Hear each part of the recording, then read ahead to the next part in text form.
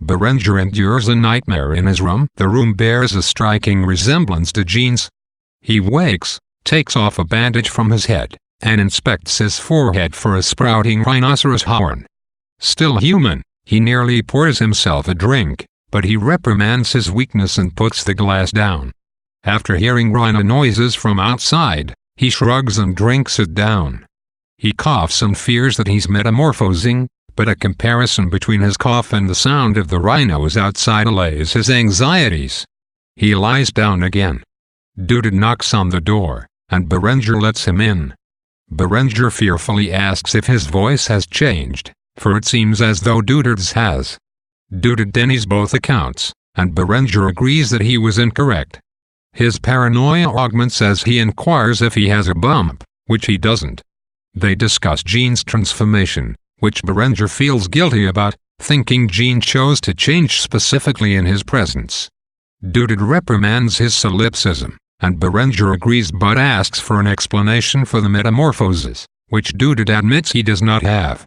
Berenger says he would want to stay himself no matter what, but is still afraid of catching the disease.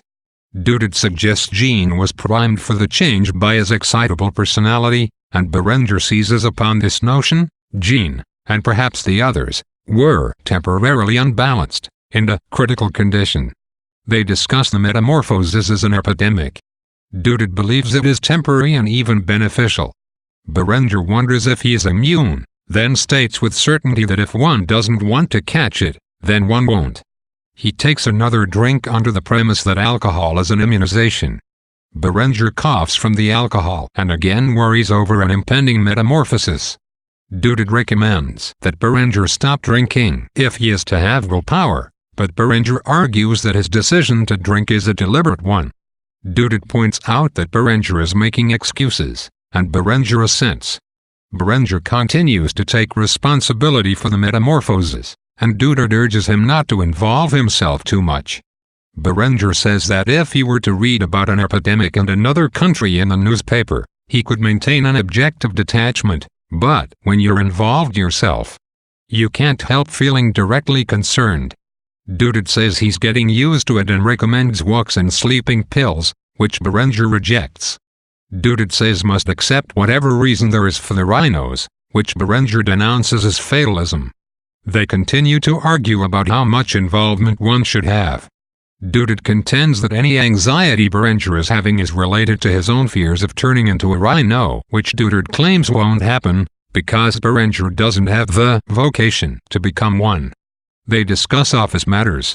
Doodad is annoyed at the workmen assigned to repair their office staircase, who seem to disappear after a few days. Doodad reveals that Papillon has resigned and turned into a rhinoceros. Doodad finds this humorous, while Berenger is upset and wonders why he would do it, since he held such a powerful position. If this is the case, then the metamorphosis must have been involuntary. He let himself be talked into it. They discuss Boddard, and Doodad explains why he doesn't like the old skeptic despite the force of Boddard's convictions. Doodad finds his logic imprecise and subjective.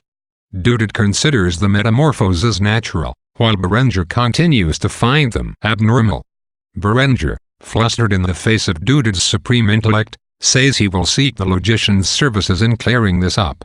As they discuss him, a herd of rhinos passes, and Berenger spots the logician's hat on a rhinoceros, a sure sign of the logician's metamorphosis, and vows not to become one as well. The strength of Berenger's will vacillates.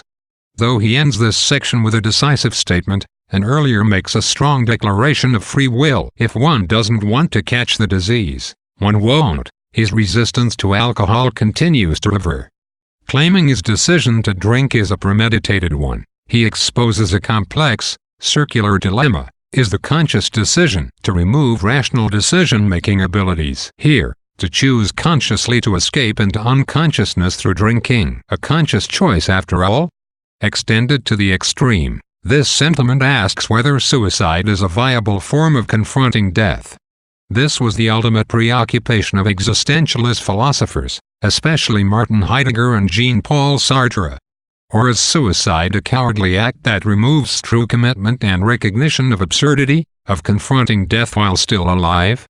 Duded's accusation, that Berenger is trying to rationalize his cowardice, affirms the existential view that confrontation with death is a constant, lifelong struggle, not a temporary one like the momentary act of suicide.